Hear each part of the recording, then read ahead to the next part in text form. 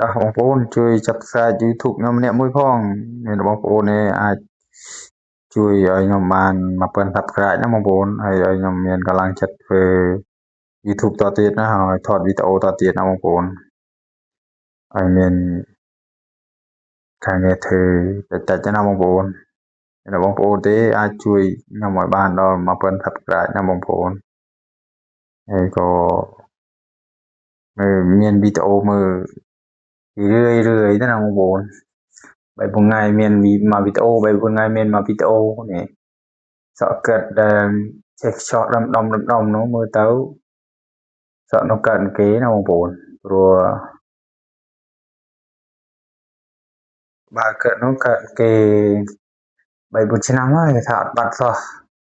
ឲ្យទៅសក់វែងដឹងឥឡូវគេហើយបងប្អូនហើយសក់កិតតែពេញយ៉ាប់បន្តិចបងប្អូនដោយសារសក់ក្តើមធំហើយមានគេខាងក្រោយណាបងប្អូនទៅវារាំងពិបាកយើងបន្តិចជោគស្និទ្ធទៅគឺជាពាក្យជោគជាពាក្យណាបងប្អូន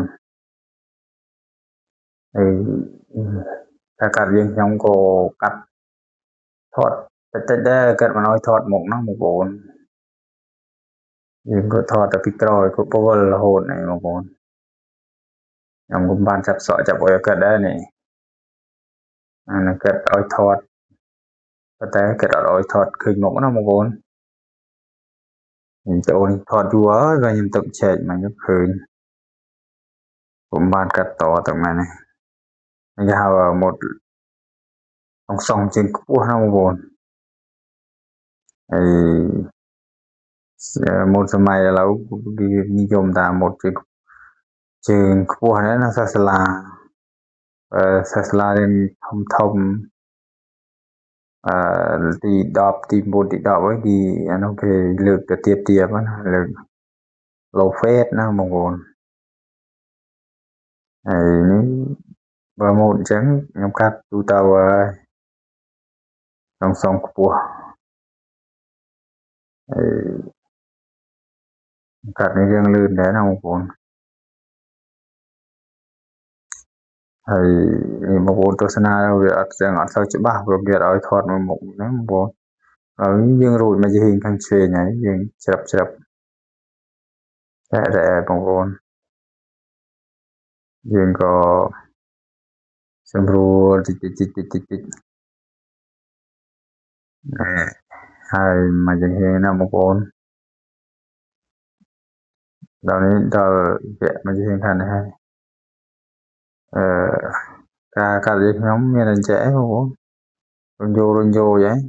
មានបានពាក់ពំទេឥឡូវបរៀនកូនជាងឲ្យចេះពាក់ពំពាក់អុយទៀត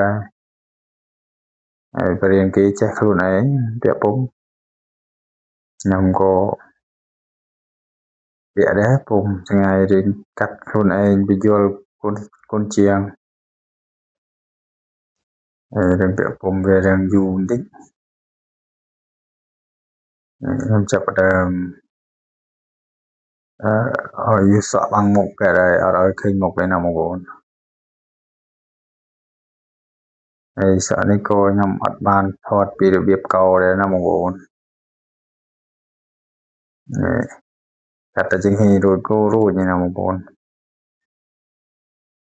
អត់វីដេអូផងចេះតែធ្វើវីដេអូទៅគេមកឲ្យថតមុខការកោការអុយក៏អត់ចឹងសំគីមតែបានថតហើយយើងក៏កាត់ថយទៅ3 4ថ្ងៃផុសម្ដងទៅ